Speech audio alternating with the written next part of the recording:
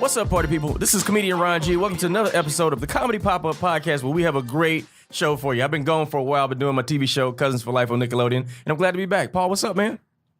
Yeah, man, just chilling over here. How you been? Where you been at, man? I've been gone for the last Comedy Pop-Up recordings, too. Really? Yeah, we've had Alex running the board. Oh, you been traveling? Nah, just been days off. Okay. I thought you had a good reason, man. Lighten up the schedule. Cool. We all need rest. Well, good to see you, man. I absolutely agree with that. So listen, today we got a great show, man. We got some dope people in the house. Actually, one person I know and one person I look forward to getting to meet. This young lady, she was in the New York Comedy Festival, the RAG Comedy Festival, Sketch Fest. She was in a indie feature film, The worst year of my life. The worst year of your life. Yeah. And she has her own podcast, Lady to Lady, that gets 4 million downloads. Ladies and gentlemen, show some love for Brandie Posey. Hello. Paul, you on point with these buttons, man. That's awesome. We got sound I missed effects. your button pressing. Wow, Yeah. we got sound. I've never seen sound effects. Hey, Paul doing his before. thing, man. Oh yeah, boy, we're coming I up in love this it. world. he keeps on Right. doing updates. He's updating his phone. We uppity now. That's it. Yeah. So listen, man, and also in the studio, I had a chance to work with this brother a few times, man, and it's kind of cool sitting and listening to you talk because, you know, you only see one side of a comedian. Yeah. But I'm like, this dude got layers. You got roots, man. Oh, deep roots. Yeah, this dude, he was a finalist on Last Comic Standing. No, wasn't? Yes, you were. Yes, you were. Last comic standing? No, I wasn't. No. Your That's a wrong. Can I place. get your resume out first? This is what they told me. Tell them. Okay, cool. All right. Big Sky Festival, Laughing Skull Festival, There you go. Those two are legit. and finalists on last. Stand up for diversity. That's what the NBC jump off. There you go. Okay, and Oh. NBC Stand Up for Diversity, but they said finalists on Last Comic Standing, so we're going to roll with it. Ladies and gentlemen, show some love for Orlando Leyba. Oh no, I want to. That was better than the actual button. Yeah. Let it go. That's dope, man. So it's dope to really connect with you, man. It's Yeah. so funny, like, to hear you, like, your off-stage thing, because, like, I'm Yeah. from the South, I'm from the hood, too. Yeah. And I've been through a lot, but most people only see me like, oh, you the happy dude. I'm like, they don't know I had to do work. Yeah, to but become that's who I why am. we're so happy. Yeah. That's why I just had this conversation with two other comedians yesterday. The great Jim Jeffries and my best bud Forrest Shaw, another comedian. I was with them yesterday, and they were telling me about the level of happiness that basically they have the Jim Jeffries show on Comedy Central, and they do research for that show, you know. And part of the research that they did was that everybody has a certain level of happiness. So like if you're 1 through 10, if you're a 6 in happiness, if you win the lottery and all these amazing things happen to you, you'll be a little bit happy, but eventually you'll level back out to down a to number back to the 6. six. You're that guy. It makes sense, That yeah. makes sense, yeah. Yeah, So then they were like telling me, oh, Orlando, you're always happy. And then I said, no, I think I'm just average happy. And then they were like, no, dude, you're above average happy. No, I feel like I'm average happy. It's just that I know the journey that it took to get here. And you know what it is too, man? For me, I feel like it's a piece of my family. If you see how my parents are, like, we've been through so much stuff, but you'll never see it. Like, and we don't meet strangers. So I feel like my parents gave me that gift. So when I walk into a room, I change the energy based off what my parents gave me, because nobody know what we've been through unless you're in our family. You know what I'm saying? There you go. And that's just how I was taught to live, and I try to share that. How's your happiness, Brandie? How's your happy level? My happiness level is great. Yeah? I've worked very hard to be a very happy person. Yeah, and where you from originally? I'm from Baltimore. Yeah? Yeah. Baltimore's a hard city. That's not an easy city to grow up in. No, boy. it's not. Baltimore. I went to college in Philly, and I've been in LA for about 11 years. And where'd you go to Philly? Where'd you go to school? at? Drexel. Word. Yeah. Okay. Yeah. She's a fighter. You're a fighter. I am. I'm a feisty, I'm a feisty motherfucker over here. And that resume says fighter Yeah. all the way. 100%. Just Baltimore by itself is all the street credit you and need. then Yeah. she threw Philly in there just for shits and giggles. Oh, Right. let's go. Philly, I went to. I feel like I got at least 3 black friends. I know what I'm doing. I see why she's hiding her knuckles, dude. I see those. Right. And so did you make a stop before you came to LA as far as doing stand-up, or you started out here? I started out here. That's a very interesting Yeah, thing. I didn't know. I feel like comics that start out here, y'all don't get the benefit of the doubt because people get to see your junk. Like when I started in Atlanta, Absolutely. I came out here with something in my hand, so I was already kind of funny. I just had to find my voice and fine-tune it out here for LA because the sensibility is a little different. But did you feel like you were at a disadvantage by starting out here?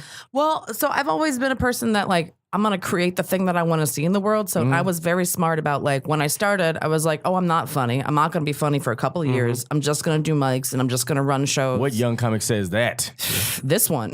Because nobody says that. I should blow up in 6 months. No, but that was a level of maturity. You had already came from Baltimore and Philly. Yeah. And then you came here. I get it. And my grandmother growing up was my best friend, and she was born in 1917, and she grew up in Baltimore during the Depression. So like I grew up around humble people that were handed nothing. So my entire life was just like, why should you be giving anything? Because everyone else in your family has not been given anything to a certain degree. Like just work your ass off. Yeah. So when I first started, I started running an open mic immediately, and then I started running like 1 or 2 different like weird indie bar shows to figure out other shit. That is the formula. Yeah. And I was That's why I tell young comics, get your own room so you can. You don't have to cry for stage time. Just have your own room. Bust your ass. I ran a show for 3 years in a dive bar bowling alley in Eagle Rock called the 4 and 20, and it was 4 comics doing 20 minutes each because it was just me figuring out how to do 20 minutes. I was like, no one's gonna give it to me. Let me figure out what being a feature feels like. Way too smart. Yeah, that's like just kind of the way it's always been. I'm like just nose to the grindstone. I don't want to be the weakest link on a lineup. Yeah. So I'm just gonna keep working on my shit until I'm good enough that people think I deserve to be in the next. Do you place. ever feel like there's this unspoken pressure of being a woman that you have to be extra dope just to function around? I think there's a part. Us knucklehead male comedians. There's a part of it for sure. I think to some degree, but like I don't know. I've always just create your space. And then, knucklehead male comedians bug me for stage time. Yeah. That's pretty cool. I feel like it's almost like when you're a minority too, you have to be above the rest. Like you can't be like everybody else in order to thrive in, especially in comedy in LA. But after a while, when you become dope, you don't even think about it anymore. Yes. But you can feel it. Yes. You can even though it's not said. Yes. But then after a while, you can't stop what I'm doing. But then you're developing better. I remember coming here and being in this trying to get in this club, trying to get in that club, and then it was you get better, and then they're letting you in those clubs. But then you make this conscious decision. I don't know if you guys are there, but I'm definitely there. Where I go where I'm wanted. And that's it. Oh, you feel it? Yeah, absolutely. For sure. I got a lot of clubs here I don't perform at. I'm like, I just go where don't feel at home. it. You know what I'm saying? It's like I'm not gonna kiss the rings. I've made my own rings. I don't need to kiss yours. Right. And exactly. And where did you start doing comedy at? Miami, Florida. You started in Miami? That's a good scene, man. Miami Improv, 300. All the cats I know there are really strong. I feel like Atlanta, Chicago, and Miami have the strongest comedians in the U.S. The stage time is limited. Yeah. And then them crowds don't care. Yeah, that Miami Improv, the Benji Brown show. Yeah, that Benji Brown show. It was in Miami. That. Oh my goodness! Let me tell you something. Yeah. You go on. It was all Haitian people, and they could care less about what I was talking about. And they was about to boo me, and some girl yelled out, "Don't boo him! Give him a shot!" Yeah. And I wasn't bad. I just didn't fit the demographic, and they was just on me, and I got through it. But I was on the ropes. I was swinging the whole time. Yeah. And Fort Lauderdale too. When you do Marvin Dixon lives in Atlanta. So does he? Yeah, I did. Yeah, he drives down and do that. I did those rooms, but I was able to maneuver my way also to be able to do weekends and stuff like that. And I built. But that Miami Improv, what you're talking about, that was if you perform there. I salute you. That's a badge of honor. It is. I felt it when I got off stage, and they were like, "You did good, bro." No, but even on the weekends, the weekends, there was something about that club that, and we're not talking about black people. We're talking about white people, Spanish people, everything. That they felt the need to tell you if you suck. Like it wasn't like, and they just stay quiet and let you bomb and they'll let you know. If you're eating dick, they're gonna tell you, Yo, close your mouth right now. You're eating dick. Get off the stage, bro. Yeah, that's a tough room. Yeah, like I said, a lot of cats I know from that area are really strong comics. I think when you come up in those environments, coming to LA, unless you're gonna throw something at me, ain't nothing you can do to stop this greatness. Yeah. And like, geez, that's where I met Sebastian Maniscalco, which right now he's a juggernaut in this game. But I seen Sebastian go in there and own it. You know what I'm saying? And my brother Ian Baggs, holy shit! It was the first. I had never met Ian Baggs. He comes to the Miami Improv. jumps in there and almost starts a riot, like straight up. Because if you know Ian Bagg and you've never seen Ian Bagg, make sure you check him out. He started doing his crowd work and he turned one side of the room and he didn't know it was that volatile in there. Like, this thing. And he almost started a riot. And then he controlled it, brought it back out. And I was like, oh my God, this guy right here. That's dope. That's the best. Everybody that would come, it was their first time to the Miami Improv. I used to sit in the back and just watch. Yeah, like let's see what happens. How you gonna handle this? Let's see how much of a pro scramble. Yeah. Dope, man. So it's kind of interesting watching you on stage, man. Because again, I met you like less than 6 months ago. Yeah, we did the Long Beach Laugh Factory, and I saw you, and it's so cool. Like to watch a comedian find their stride. Like it's one thing when you first get started, you're doing boo-boo jokes and fart jokes, and I sat next to a fat person, you're doing dumb stuff. Yeah. But then you start realizing you're funny. I always tell comics too, because they try to get on to the Laugh Factory. I'm like, bro, come here when you know you're funny. Don't come here trying to be funny. Like when you know you're funny, which is hard to explain. That's why I said it's very self-aware of you to be like, I know I'm not funny yet. But everybody think they're the funniest thing ever. But then to watch a comedian find their stride, because for you, I saw when you went to second gear. I saw it on stage, and it's like this thing that you have, based on what I know, seeing you off stage. Yeah. It's something you acquired along the way. How did you acquire that thing that took you to second gear where you like, because like for me, when I first started, I got real high energy. I've always had real high energy. Part of it was nervousness, and part of it was just, I just feel happy when I'm on stage. Like I just feel so happy, and I'm in the moment, I'm laughing at myself. And that's what it is. But then when I channeled that and I partnered that with actually good writing, because people used to call me and be like, man, your energy is great. And I'm like, you didn't hear what I just said? That was brilliant. But then now it's like, I know how to turn it up when I need to. And I can go to first, second, and fourth whenever I want to. How did you find that? Or how did both of y'all find that on stage? Time. That's the only way that mileage. Yeah, the reps. But did you have like an aha moment? Did you have like an aha moment on stage? Like, oh, this works. Let me stay in this. Nah, it was kind of like, because it's kind of charactery too. What you do is a little charactery too. Yeah. It's just me amplified. So I don't shut up. If you could already tell that we were already talking for a good 20 minutes before we even turned the recorder. I love to tell stories, and I just visualize my comedy like driving a stick shift car, manual car. So it's first gear, second gear. So with the jokes, I play them the first. I go to first, I go to second. Then sometimes if I'm going down the hill, meaning I just drop the car in neutral and just sit there and let the audience take in that joke, let them enjoy it, give them a face to throw it into third gear, and then I drop it again into another gear and let's go. And I don't know you, but I'm going to assume that because of your upbringing and how you are, everybody's like real, tell it like it is. And you don't have a filter and you just say it how it is. But I feel like that's part of what makes you special on stage. Is that correct? Yeah, no, absolutely. It's like most of my jokes are like, here's something that I think is bullshit. Let's talk about it in a funny way. I want to win you to, I feel like I'm like a defense lawyer all the time, like trying to make a fucking case of like, I'm angry about this. You might not be angry because you haven't seen it from this point yet. Let's talk about it until you believe what I believe. That's what I'm working on. And I think like I think a lot of comics either start out like you're either stronger on the energy or on the writing side, and then like when it clicks is when they kind of meet up finally. And like I was the opposite, where I felt like I was like writing first, and it took me a while to like get the performance part of it to kind of meet up to it. And now it's just being able to like tap into it. And like I still kind of do it if I have like a big show or something. I put like 2 words into my head. I just say casual alpha before I go on stage. Casual alpha? Yeah, because I'm like, I'm in charge right now, but everybody's cool with it. And like that's just like the intention that I like to set before I go on stage. And like that helps me a lot too. Of just being like, all right, cool. That's like the vibe I'm trying to put out while I'm saying what I want. I tell you, it was a good feeling for me too, that I realized, and I tell young comics that, but you don't know it until you feel it. I feel like I got funny when I stopped caring. Oh, for sure. Like when I legit stop, like I perform for me and I have a good time, and I don't worry about people's, I wonder if they like me or the crowd is sucked tonight. Like as long as I have a good time and I get off that stage, man, I don't care what people say, because I got that. I used to do showcases. And showcases drive me nuts. You have these executives who come there with a clipboard, they don't laugh and they look at you and you giving them your best. You tap dance and set yourself on fire and they're looking at you, and later on they're like, you did great. And I'm like, you don't even laugh. But again, I know they're looking at you from a different vantage point, like marketability and stuff like that. But after I think I bombed on the showcase trying to do what I thought they wanted versus like what was true to me. Being yourself. Then something happened. I was like, I'll never do that again.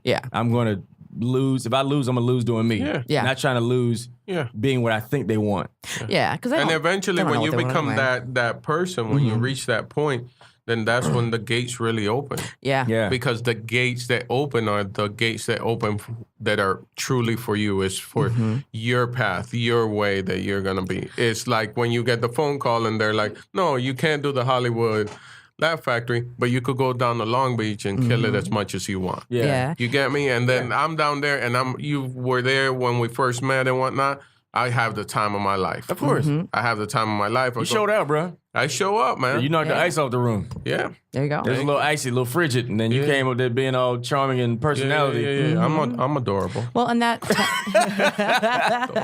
Well, if you don't put that on a T-shirt, he said it so casually. Yeah. I'm adorable. Yeah. Well, it's like that authentic tank is the one that'll never go empty. Like if you're presenting something that's not yourself, like that's going to dry up at some point. But if you're tapping into you, it's like that'll always be something that you can always hit. Yeah. Yeah.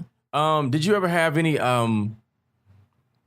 areas in your comedy where you feel like people didn't get you? Because again, like especially being a black comic, I feel like I've experienced a lot of characters that many of my mainstream crowd have not seen before. Yeah. So when I did Last Comic Standing, I was doing a lot of character work. Yeah. And I'm like, I got these specific people in my life that I've seen growing up. That when I do them on TV to an audience that has never seen people like that, they're like, why are you doing that character? Why are you staying in that character so long? And I'm like, that's my experience. That's what I've seen. You know what I'm saying? Yeah. And even in my crowd, that's what, well, not say my crowd, but the people that gravitate toward me, they like seeing characters and you bringing people to life that have been in our environment. Like, did you ever have moments of that? Yeah, definitely. Feeling misunderstood on stage? For sure. Well, I think it's cool that like comedy is getting more diverse because then people don't have one way that they see that type of comic. You know, they're just like, oh, this is what a black comic is. This is what a woman comic is. This is what you talk about. And the more that are out there, the more it's like, oh shit, there's more of, you know, a path that you can be anything. And definitely like, I don't talk about like dating or anything that much on stage because it's like, I don't give a fuck. Like I've been with my boyfriend for 7 years. It was never that interesting anyway,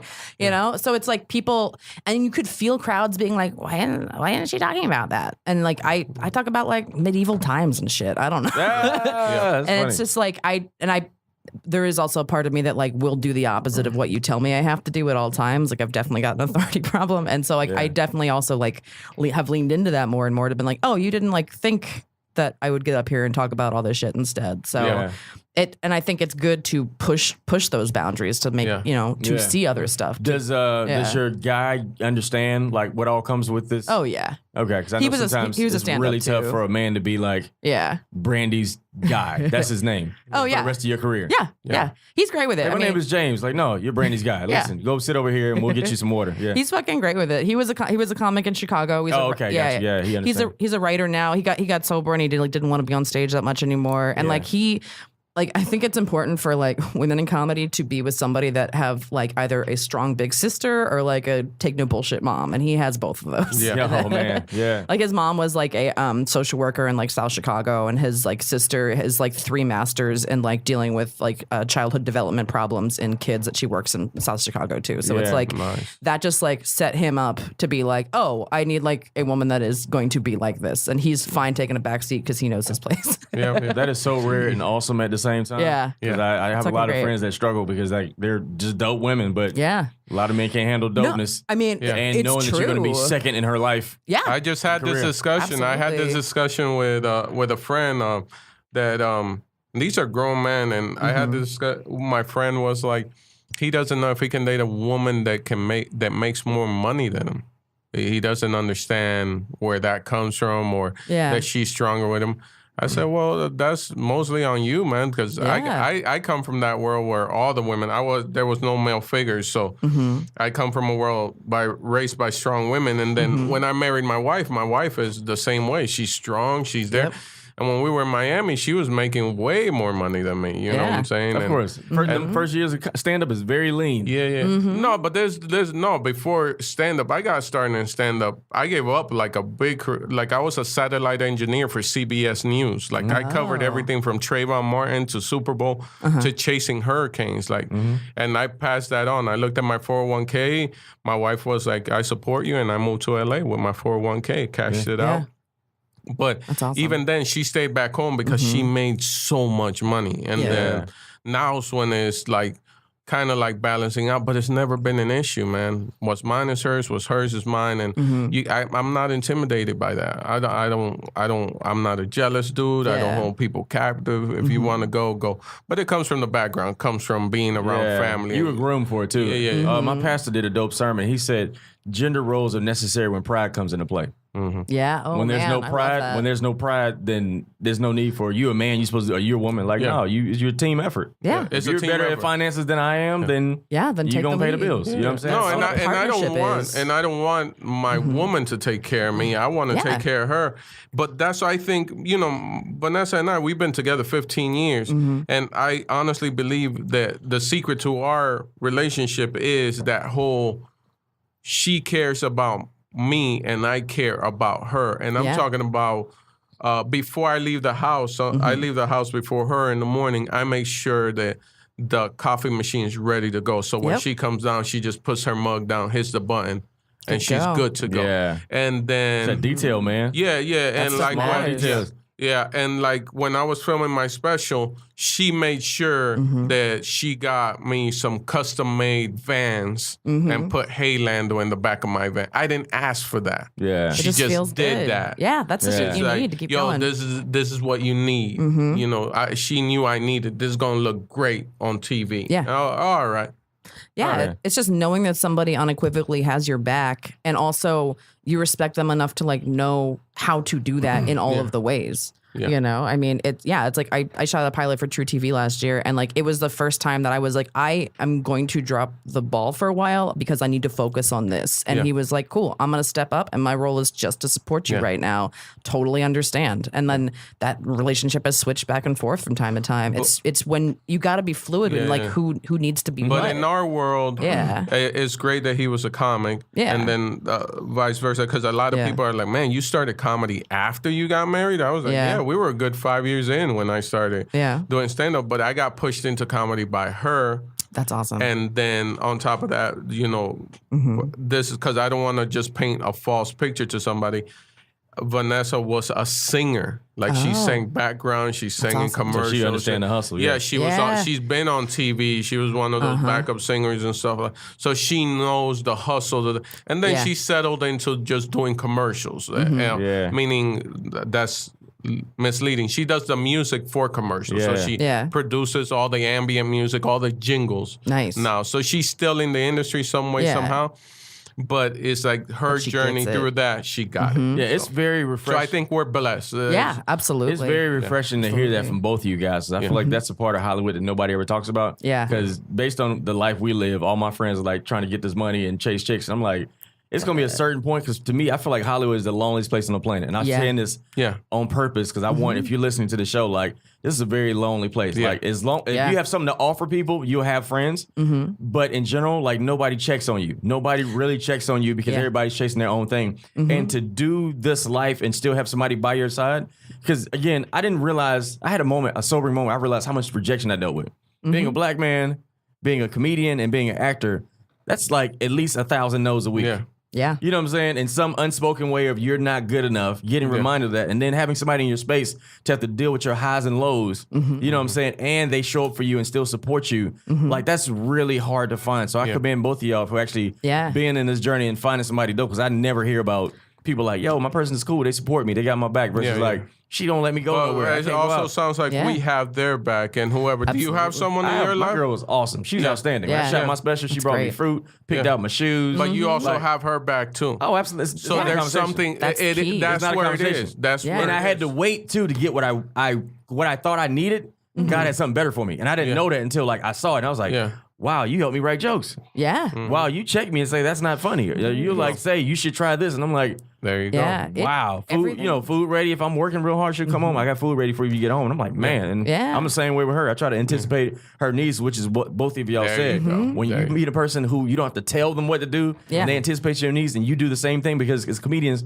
it's our job to notice detail and be observant and pay attention to detail. And we're selfish. We're selfish people. Absolutely. We definitely are. But it's like you got to check yourself and balance that. Because I hear it a lot, especially from comics. Man, it's hard to find someone out here. No, it's not. I honestly believe it's not. I think it's like we got more access than the average person. Yeah. I think is you as the individual that you're choosing not to find that person. Yeah. You could. Oh, I can't find the right man. Oh, you can't find the right one. Yeah.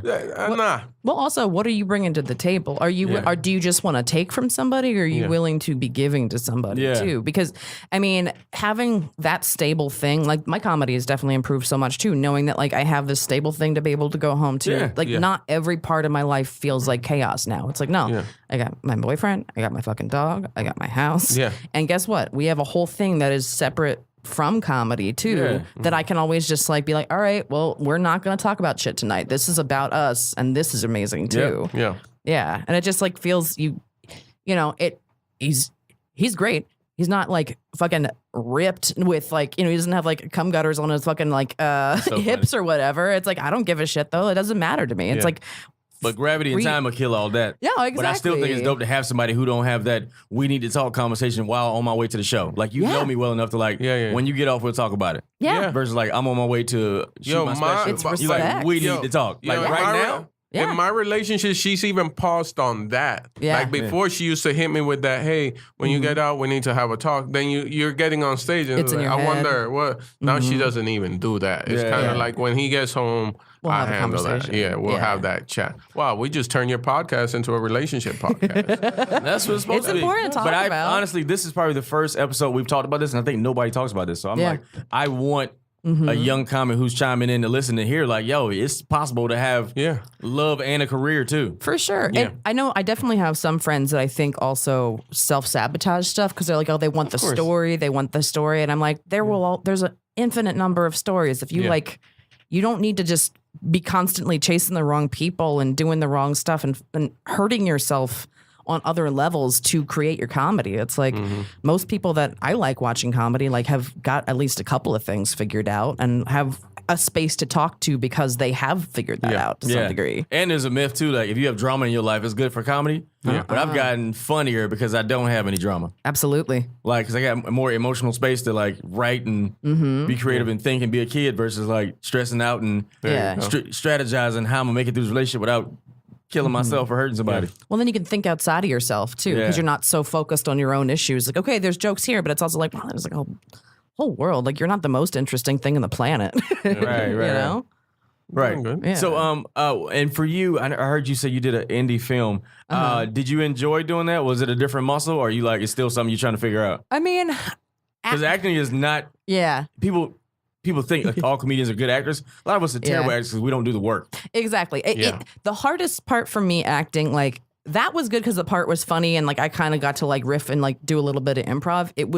I have a harder time with doing like commercial auditions and stuff where they just want you to stick to a script that I'm like, this isn't funny, this is bad. But the writer in my head kicks in and I'm like, I could make this better than it is. Yeah. And if they don't want you to like riff on it, you can't do that. Yeah. That's always like, that's the hardest part for me when I'm given like sides or something that are just terrible and I'm like, all right, this isn't funny, but and okay, I'll sell it as such. That's such a sensitive topic. Yeah. Yo, if you're a comic and you get on a show, do not try to rewrite the script. Do not do it. Wait till you have leverage so that you can do that. Holy crap. You get written out real fast. Writers take that personally. Absolutely. Very sensitive bunch, man. Very sensitive bunch. But I get it. They're creative. It's like someone coming.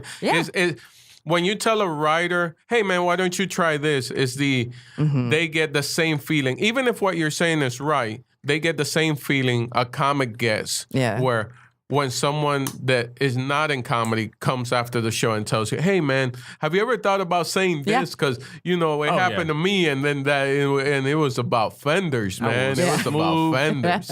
Walk off on you if you tell me what I should talk about. Yeah. I get it. And then what I'll do is I'll try to at least give them what they asked for first. Yes. And then ask, can I go a little bit? Yeah. That's what I do. It's pretty cool, man. What about you? You working on any acting stuff?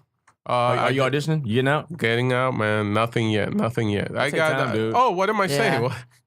What the fuck? I forget about some. I just did, which was awesome because it didn't involve me having to wear any type of clothing, fancy clothing. What? I was in my PJs. I got to. You naked in your Vans? Nah. I got to do an animated film. An animated film. I did it with Will Forte and Leah Thompson and from Back to the Future and Red Dawn, and she's awesome, and Will Forte is awesome. So and we shot an animated film called Lewis and the Aliens, which comes out now. Nice. Yeah, I'm horrible. Like now, like right now? I think it comes out. So you forgot you did it, and then you don't know when it comes out. No, because You're such a comedian. Yeah, dude. And I just did the premiere and everything, and it was and you had a premiere, and you don't know when it was the out? first time. It was my first time ever. Walking the carpet. Yeah, did that, and then it was. You wore your new Vans to the premiere? Yes, I did. Of Hell course you did. You better wear your Vans. I wore the red one. She got Represent me the squad. That's awesome. Man, dude, I feel so. I'm really waiting on a date too, so don't. Yeah, I know you. Yes. Let me see. You don't even have it accessible. It should be in your Instagram feed or something. Yeah, right. Animation. That seems like the dream August job. 17th in theaters. August 17th. Oh, that's a couple weeks. In Hell theaters, yeah. August 17th. And what's the name of it again? Lewis and the Aliens. Oh, that looks fun. Which one are you? Are you one of the aliens? I'm the three-eyed alien. If you Google Lewis and the Aliens, I don't know. Bro, that is so cool. Hey, side note, Leah Thompson is one of the nicest people on the planet. Like She not seems like she would not like Hollywood nice. Like here's my email, here's my cell phone number. That's cool. If you have any issues, if you need any guidance, if you need some advice, here you go. That's awesome. So check her out. She's directing now. She's directing films and stuff. Her daughter does a lot of soundtracks and whatnot. It's pretty dope. Isn't that pretty hilarious? Like we live in a time where a celebrity is actually nice to you, you're surprised. Yeah. Yeah. Like they were a nice person. They were genuine. They spoke to me. They said hello. I remember I'll be a Jerry O'Connell fan until the day I die because when I moved out here, I took an improv 101 class. Yes. And Jerry O'Connell just happened to be in it. And like he was down, he was in scenes with everybody. He brought Rebecca Romaine to our graduation show and he brought her in the green room and was like, "Hey everybody, it's my wife Rebecca. Rebecca, here's everybody I've been talking about." And I was like, "Oh, I'm gonna love you forever, dude." Right, Just like the sweetest, genuine person. It was like, okay, cool, good. The thing I'm realizing, and Ron has that, is that if you bring that energy, you're gonna find those people. Absolutely, you find them, dude. Like I've been like Will Forte, another nice guy. You know what I'm saying?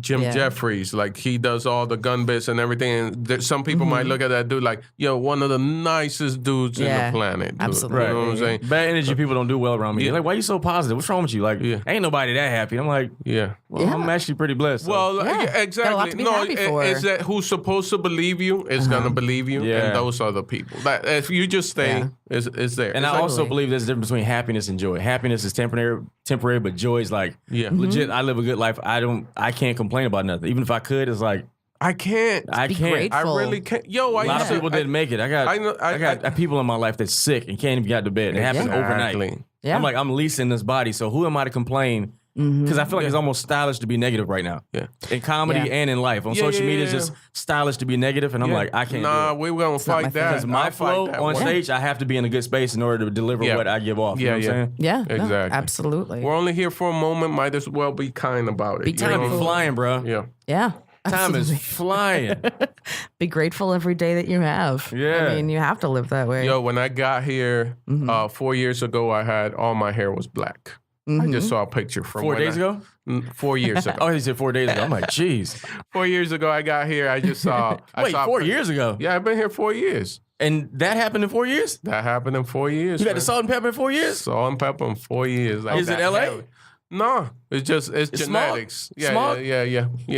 Yeah, it's just the air. It's the water here. It's the water. LA water. It's all this water. It'll get you. It's that hard water, dog. It's hard water. It really is. That water is hard. It's Ash Wednesday every day of the week. Every day. For no reason. Got to moisturize, man, every day. Bro. I got that coconut oil in my scalp. Jesus. So one thing I pride myself on is actually having a life outside of stand-up. First 8 years of my career, I was chasing this dream on stage 3 times a day. It was fun, but I'm like, I'm not living. And I'm looking back, I got a bunch of trophies and no memories. And so now, like, I try to make sure I live. I spend time with my lady. Yeah. And I set my life up to, like, I want to have a family one day. So I want to make sure that my life can sustain a family even at the highest point. You know what I'm saying? Totally. Do y'all do anything cool that most people wouldn't know outside of stand-up that, like, just allows you to feel human?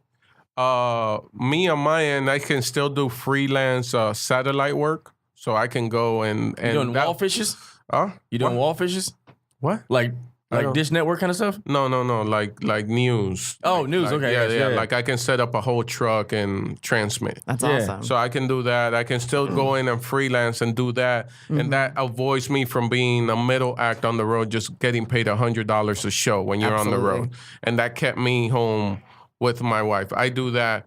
And I journal a lot my journey. So this I don't know if you do it, Ron, but definitely, I know that you're going out for promotions for your special. Ron's special's coming out on Comedy Central, people. Make sure you check it out. But make sure that you journal that. And this is recent, so I also shot mine at the Alex Theater in Glendale. I made sure that after I at least put down bullet points and stuff, I did of the journey. Like, to remember that. And just most recently, I got blessed with opening for Patton Oswalt at the Kennedy Center. Oh shit! I had a show at that festival too. Yeah.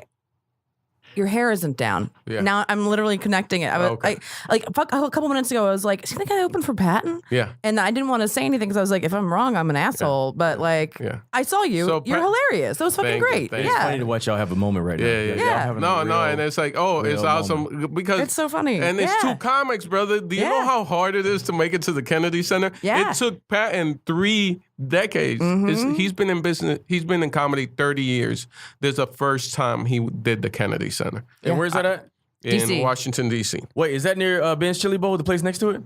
It's pretty. It's not. It's like a 5-minute Lyft ride. Yeah. It's not the same block. It's like over near Lincoln Memorial, Washington Monuments, all like right there. I didn't get to enjoy it. We legit went in on some rock star status. Not me. I'm just I'm just the opening act. But it was kind of like we landed. Yeah. No, we landed. Car service, people holding up our names. Patton jumps in his car. I jump in my car. We drive straight to the hotel, shower. Cars waiting for us. Drive to the back of the venue. Go in, escorted in, get on stage, rock. That rule. How'd that make you feel, man? Like a rock star, dog. It's the It's way good to have moments like that to remind you, like, But that's why I here's do the it. thing, the budget only paid for me, and then out of our pocket, I made sure that Vanessa bought her a plane ticket. We were all there. And Patton was like, nah, for sure. And he brought his wife, and it was like, Patton, if you don't know Patton Oswalt, one of the nicest people in the world, an OG.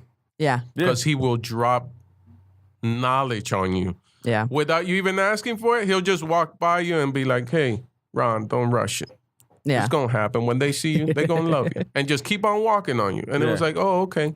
Yoda just said that. Like, they see me? They're going to see me? They're gonna see you. Yeah. I should slow down? Yeah. I will. So it was like I did that, and then right away, my wife is the one that got me into it. Boom, sit down. Once everything cooled off, shook all the hands and write this down and wrote it down. Remember this. Yeah. This is it. And then Dean Edwards. Do you know Dean Edwards from New York? Of course I know Dean Edwards. Okay, Dean the Edwards. best Denzel impersonation on the planet. In the planet. So me and him were having lunch one day, and he had like 3 notebooks. And this is what also pushed me in that way. And in that notebook, he was just going through the journey of his life.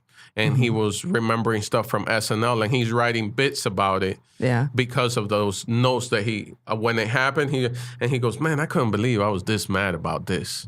This is petty. Ridiculous that I was mad about this. You know what I'm saying? It's cool to see how far you've come too, to be able to look back at that kind of stuff. Yeah, I do the same kind of thing where I'll look back and I'll be like, oh man, I cared about that. Cool, awesome, I've grown. That's good. Yes. Hey, make sure you check out Dean Edwards on Instagram. He does a great Denzel. He does Denzel on vacation, Denzel wearing sunblock. Denzel, it's hilarious. Yeah, he's dope. He's dope. I feel like it's always good too to have those moments where you just get reminded of why you're in it. Like you performing at the Kennedy Center. Yeah. That's what I felt like when I did last comic. Like I felt like, oh, okay, this is what it felt like. You getting all this hype and whatever. And it's not easy, but it's still good to have those moments to remind you, like, okay, all right, you still see me, guy. Like I'm not. Yeah. But I think It's a cool moment. I think that's that when bringing it back around to what you said in the beginning. I think that's that gear that now we're all 3 of us are on that table, and I'm so happy to share it with everybody else now. Where I'm like, Daphne did Just for Laughs, New Faces, and I told her, hey, I just sent her a text before you go on stage. I'm that dude that checks up on you. If I have your number, I'm gonna check up on you every once in a while. I go to her before you go on stage. Take 15 minutes to yourself Get away from everybody. Everybody's going to be on you. Take 15 minutes to yourself. Picture yourself doing the set and having a great set. Yeah. And be present. Enjoy that moment. Take it in. And only happen once. Being that you got. I don't know. Next time I'm gonna get to the Kennedy Center. I'm telling you, I was on that stage. I took it in, man. I had pauses on stage. It was like 3,000 people. It was massive. Yeah. I was sitting literally in the back because we came in for the last couple minutes of you to catch a couple minutes of Patton before my show, and we were sitting in the very back, which is also why I didn't recognize you because the room was massive. It was huge. Was it a festival or something? What was it? It's a festival. Yeah, District of Comedy Festival. It's like their third year. Word? And that's your first time doing it too? Yeah, first and time. You had your own show? Yeah, so I have a show called Picture This in LA, and it's comedians paired up with animators, and they draw your jokes behind you during your set. Oh, yeah. And it's just you like fucking around within your own jokes, like being like, oh, like I never saw my joke from that angle before. So it's you kind of getting a riff within your own bit. That is really cool. Yeah, it's super fun. I want to do that show. Yeah, well, 100%. Love to have you on. And Ron too. We both tell stories. So it's a journey. That's the key. Yeah, that's the key. Hell yeah. No, I'll get your info after. Those things come to life. It's my favorite shit in the world because it is just like, oh man, that's not even the way I thought about that joke. But you get these. I've got written so many new tags just from the artist we use because like they'll like think of it from a completely different angle. They'll have like a visual pun that I'm like, oh, I didn't even like think about that part of this idea. And we get like guys that work on like BoJack Horseman and Big Mouth and like we have like big artists that come on and do the show, and it's like we did that at the Kennedy Center, and it was awesome. That's cool, man. Fucking blast. Well, one thing I believe, like just coming from humble beginnings, it's always cool to have the people that grew up with you see you perform. Yeah. Have y'all had that moment? Like, have your folks seen you like now, like on doing your thing? Yeah. Yeah? Yeah. What did they say? Man, I got blessed with a real supportive mother. Yeah. And she was just like, I remember I wanted to be a rapper and I was the suckiest rapper in the world. But she saw that rapping involved sampling. So she went to her ex-husband, which was my stepfather at the time, and just took all his records, all his vinyl record, and she goes, Orlando needs this, and just brought it to the house. And then I gave that to my buddy Jason. And the first time she saw me at the Improv, she would not sit down. Every joke that I would say, she would stand up and start clapping. Yeah. So sweet. She's not understanding me because her English isn't there. Yeah. She's just that world. And now that she sees it, now that she saw the pictures on Facebook of the Kennedy Center, or she saw the pictures of filming the special and stuff like that, she's on. Yeah, like, it makes it real for them. Yeah, what about you? My mom passed away a few years ago, so she like got to see. Sorry to hear that. Thank you, appreciate it. So she got to see a few things. But I was about to say, did she get a chance to see you get down there? A little bit, yeah. Good. My mom was like, it's interesting because my mom was like raised very hardcore Catholic and like I think like had like a little bit of an issue with it, but like towards the end, towards like the end of her life, she was like, "You're happy, and I'm happy for you, and your bills are getting paid, so I'm happy in that way." And then my dad is like, my dad's funny. He's like a businessman, and he's like he'll come to my show. I like he did the robot. I know, he did a robot hands. Businessman. And he'll come to my shows and he'll just look around. He doesn't watch me. He watches the crowd laughing at me, and he's like, well, she's doing something right. This is good. Yeah. Like he's I think like he always tells me, he's like, you're a really good public speaker. You're so good at public speaking. Yeah, I'm like, I love it. Yeah. Because he comes to no one else comes with that angle. He came to you as a business. You're good, excellent. Yeah. Have you ever noticed this Tony Robbins guy? He doesn't do jokes, just sits there and motivates people, and but a lot of times people see you. They see you through their lens. Yeah, their lens of I'm not good at it, so you're really good at it. Absolutely. I think he's just like, oh my God, she'd crush a PowerPoint. The idea. She would kill a TED Talk. Yeah, exactly. So funny. How did it make you feel having your parents awesome with that clicker? Yeah, exactly. Just clicking next slide.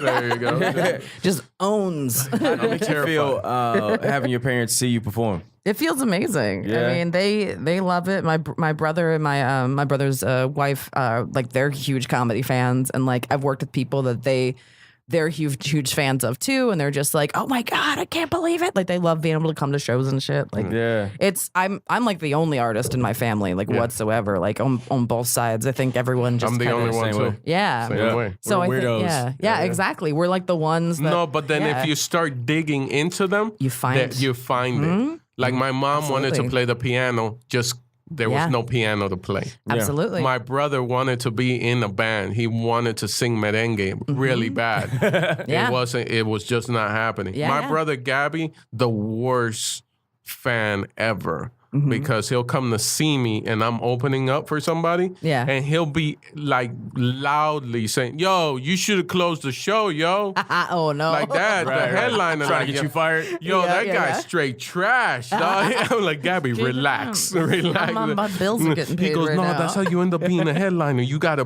promote Create the yourself." hype. Yeah, I was like, no. They mean well, He but did that. He did that like back in Miami like twice. And then after that, he understood like the world that we're in. And he was like, oh, okay, now he's the nicest guy. I'll tell you what would be funny if you went to his job and did that. Yeah. I know. He's like, hey man, your boss is trash, man. You should take that job. I'm trying to hype you up. I'm trying to hype you up, man. You should be the supervisor.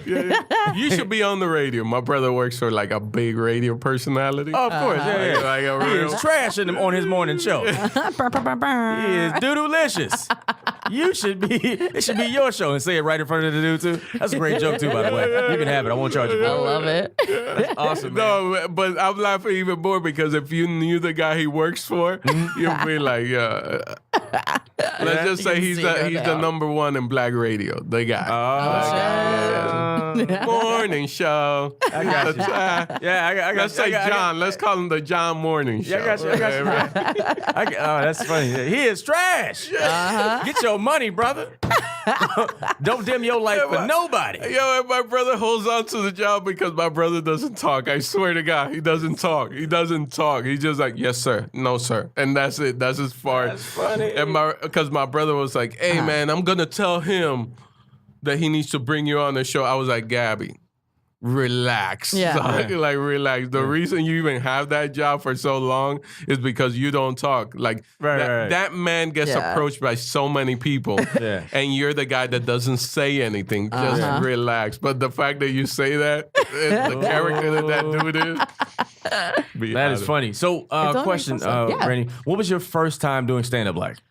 I actually started by doing I did a workshop for like 6 weeks. And I know like people rag on that stuff now, but like I didn't know. You did a comedy workshop? Yeah. I did like a 6 week, once a week thing that somebody taught. And I basically when I was a kid, I started when I was like 24 because when I was like growing up, I just didn't really, I loved stand up, but I didn't really see anybody that I felt like I connected to in a way that I was like, oh, I want those people to be my coworkers. So it was just like so many just like bros with like backwards baseball caps on TV that I was like, we don't talk about the same shit. I just don't see myself there. So they weren't doing medieval jokes. Yeah, exactly. And I wanted to just do like I want to talk about these dragons, yo. I want to talk about dragons. I got a lot of thought about Lancelot.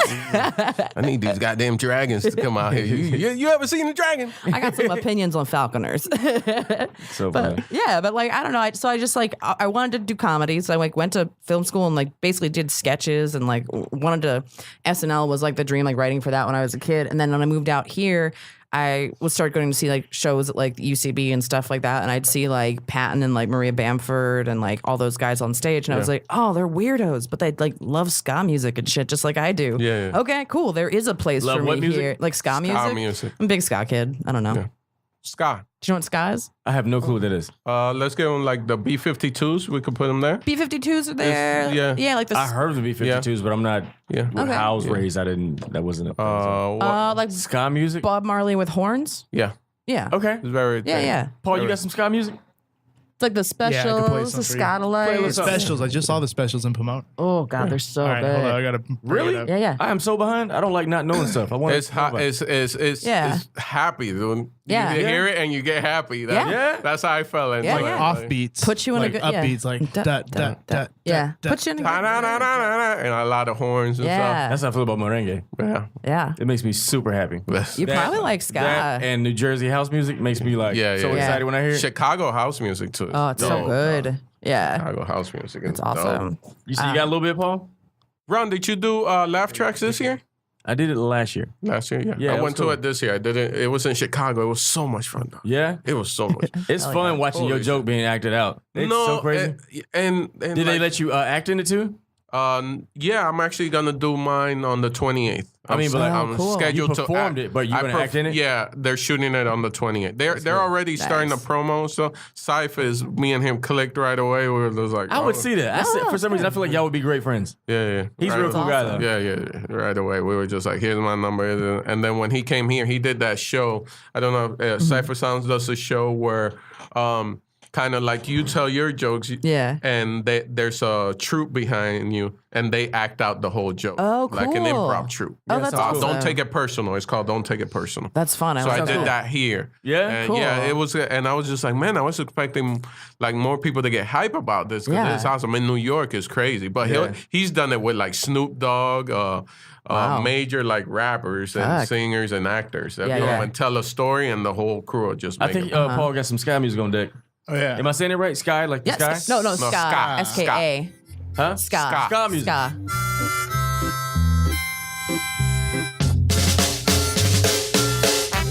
I did 1 year. I can't tell what your face if you like this or not. We did a tribute to this band at my birthday party, and just went off. It was amazing.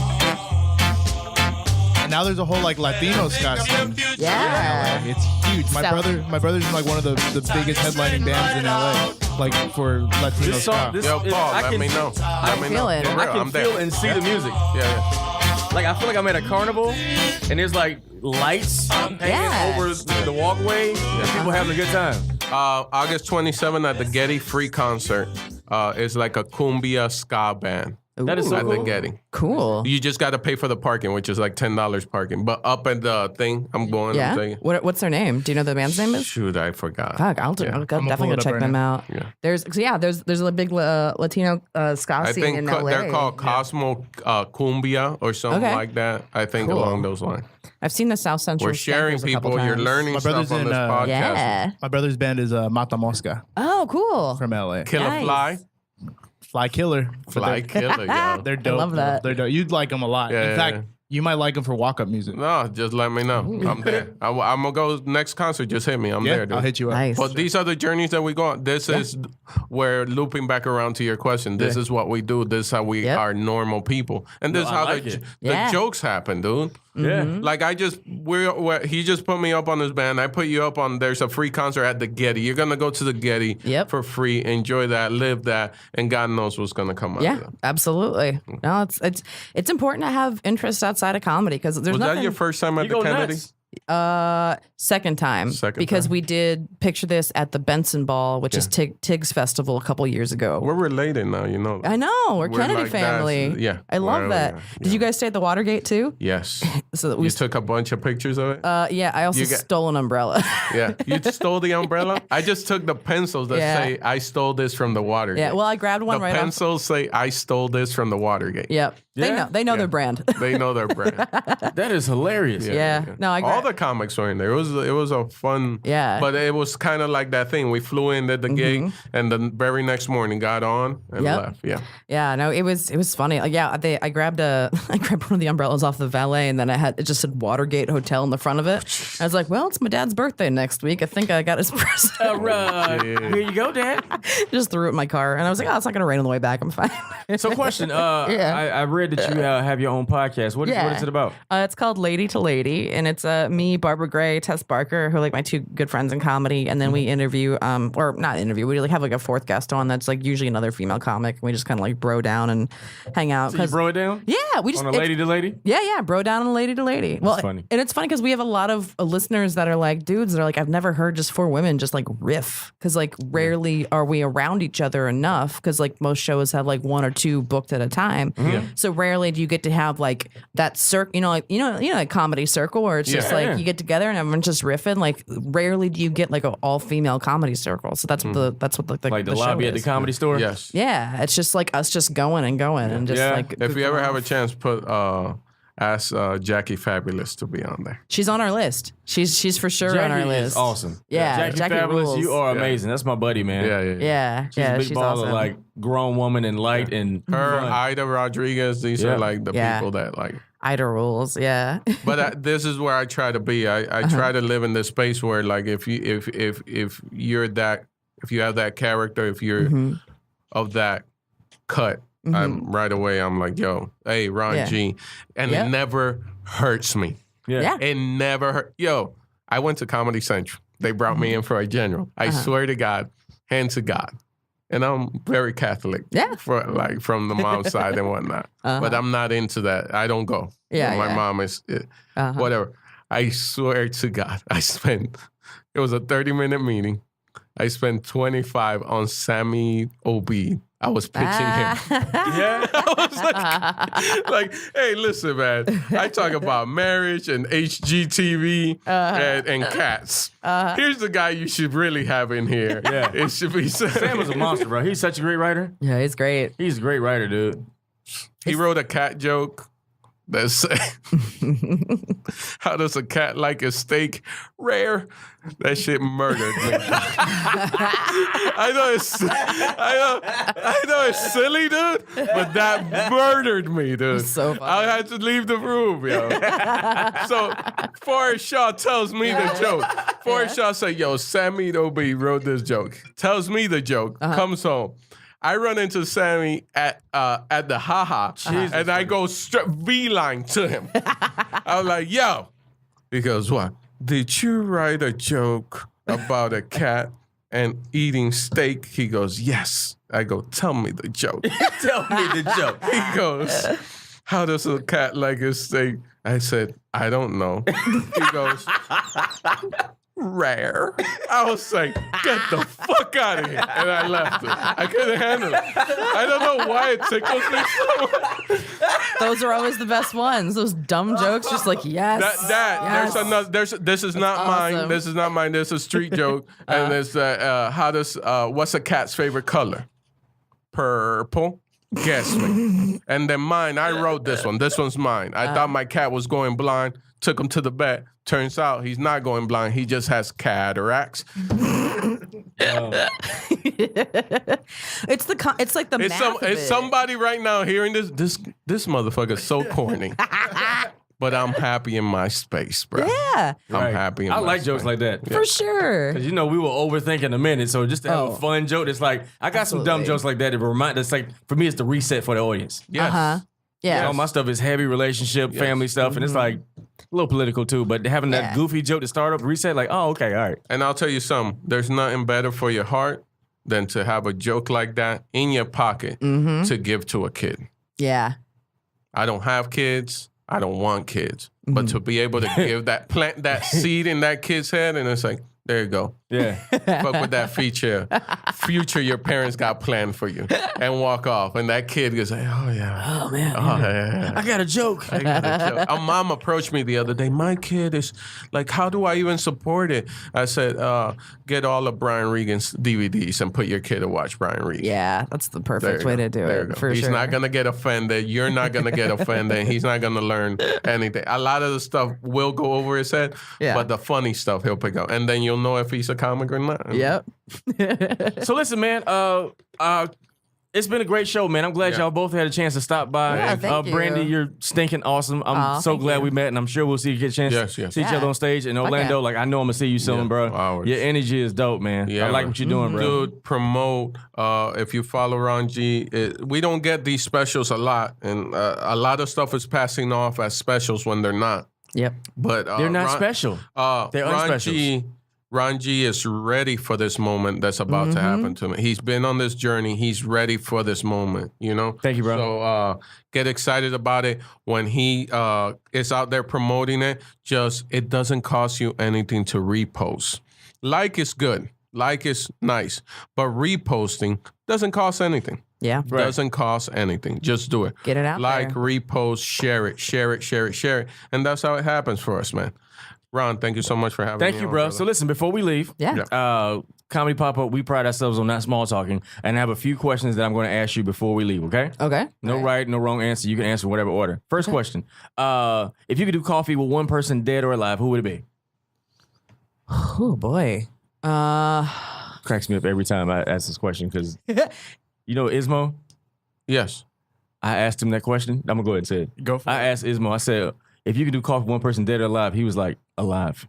And that's the dumb joke that makes you cry every time. So every time I ask this question, like it makes me want to hear it. I look at Paul. It was the dumbest, most amazing moment ever. He's like alive. Anyway, anybody you think of? My grandmother. I miss her. Yeah, I would give anything for one more coffee with her. Yeah. Yeah. What y'all talking about? What would y'all talk about? We just riff.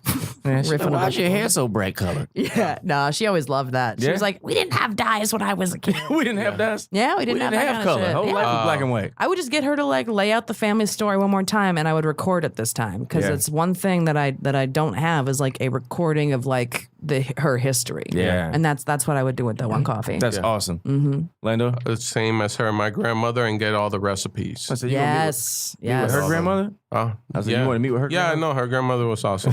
She had some pretty good stuff. Yeah, my grandmother Domitila would sit with her and get all her healing medicines. I suffered from kidney stones. The doctor told me once you get kidney stones, your body will keep on making it.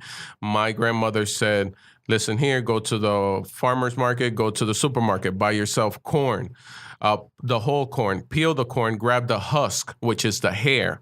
Inside the corn, boil a gallon of water, strain it, drink the gallon of water. Your urine will come out cloudy because that water will break down all the stones. As she said it, as it happens. I don't have kidney stones. Wow. That's awesome. Yeah. And she knew a bunch of recipes like that.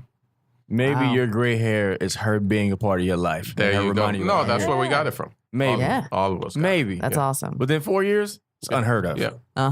That's dope, man. All right. I love that. I love this one. So, what's one thing you learned about yourself from your last relationship? And it can even be your current. All the bad decisions I've made have been surrounded by me not being able to control my emotions. Mm-hmm. So I learned how to control my emotions. Okay. That's it. That's You're interesting. emotionally illiterate. Yeah. And now you're better now. Yeah. It's awesome. I feel like I've learned that when I think and I've gotten better at this, when I used to think I would be generous on my terms versus needing to be generous on no terms whatsoever. Yeah. Because. Yeah, I'm just like, this is the way that I'm being good to you. Yes. And now it's like, oh no, I don't get to make those rules. I should just to let your heart open more. That's awesome. Yeah. That is like real even grown like woman. giving I feel like I would use because even I would give money to homeless people. Yeah. But it was kind of like under the presence that I'm gonna get good karma from this. Yeah, it's still on your terms, and it's like, no, it's not. It's not about that. Beautiful. That's not. No, thank you. You do a lot of work on yourself. That is pretty awesome, man. That's unheard of. At the end of the day, because here's the thing. I know you're a dope comic. Like the work you've done, everybody don't say the stuff you said. Thank you. Yeah. Well, because I think it's like at the end of the day, like I know a lot of successful people that are very unhappy because they haven't put that work in. Like, and I want to be a good person. Right. And that's the foundation. Right. And you're mad at other people for being successful because they applied themselves and you haven't even tried and you're mad at them. Yeah. Ron, I know this is your show, but I think we should end it on that. I want to make sure you get to the airport, and that was such a great way to end the show, man. Thank you. Okay, cool. I was going to ask one more question. You know what? I'm going to ask one more dumb question. Go ahead. Okay. Go The ahead. next one starts at 12:30, so we're good. Okay. All right. Question. What sound or smell reminds you of home? That's such a beautiful question. That's a good question to end on, too. When I ask that question, it takes me somewhere because I have smells that my house smelled like back home as a kid. Yeah. And I'm like, it reminds me of home every time. Mine is simple because it's at every Latin supermarket. It's Fabuloso.